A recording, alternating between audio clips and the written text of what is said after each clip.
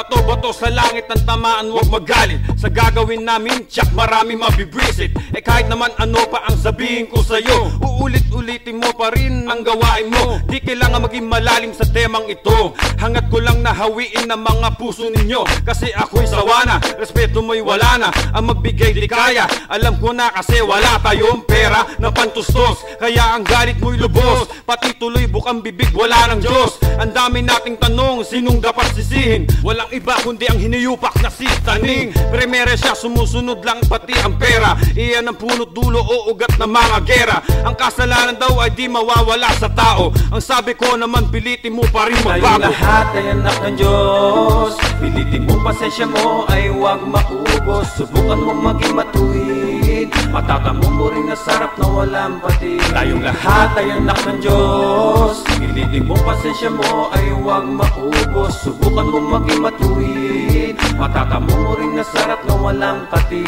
Mga sagot sa aking tanong, wala pa rin kalinawan kung bakit tulad nating tao ay lugmok sa kasalanan na tila walang konsensya kumapit sa patalim. Parang buong pagkatao ay nilamon ng pagkasakay, hindi mawala pagkalito sa aking mga ginagawa na para bang di na alam ko no tama sa masama. Talaga naman ang tao ay sadyang makasalanan, ngunit sa huli ang Diyos lang ang kanyang inaasahan. Minsan pag ikay hirap at parang talo ka na, tsaka mo lang maaalala na tumawag kay Ama. Ganyan ang ating ugali, gagawa ng kasalanan, ngunit hihingi ng kapatawaran kinabukasan. Ang mga sala na di pwede kubli sa dilim, at pag wala na makapitan sa taas ay dadaing. Isipin na lang natin na meron pa rin pag-asa na darating ang pagbabago sa bagong umaga. Tayong lahat ay anak ng Diyos, pilitin mo pasensya mo ay huwag maubos. Subukan mo maging matuwid, matatamo mo rin na sarap na walang patid. Tayong lahat ay anak ng Diyos, pilitin mo pasensya mo ay huwag maubos. Subukan mo maging matuwid, matatamo mo rin na sarap na walang patid.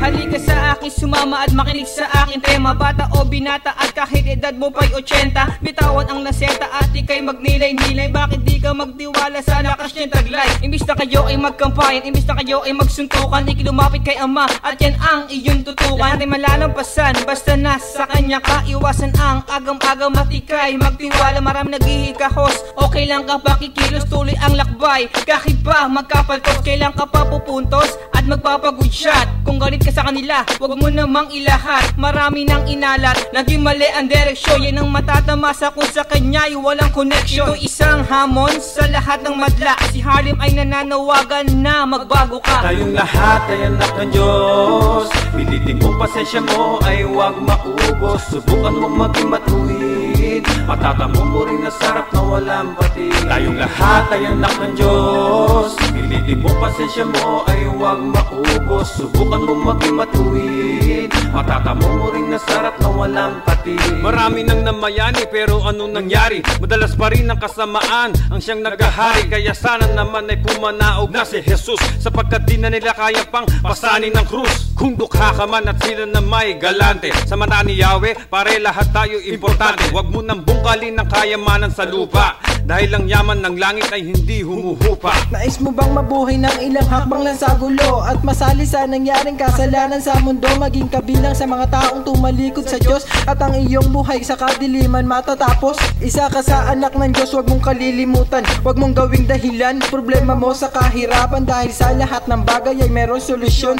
Tandaan na merong karma, pigilin ang emosyon. Walang imposible kung siya ang pag-uusapan. Lahat ng api sa iyo ay magtitikluban. Basta iyong tandaan na siya ang iyong sandigan. Sa lahat ng mga problema siya ang tanging malalapitan. Hipitan ng pananampalataya, tanggalin ang maling akala. Humawak ng rosaryo at bitawan ang iyong sandata. Hindi lang to basta mesaya o isang panawagan. Ang Diyos ang tanging sagot at iyong tandaan. Tayong lahat ay anak ng Diyos.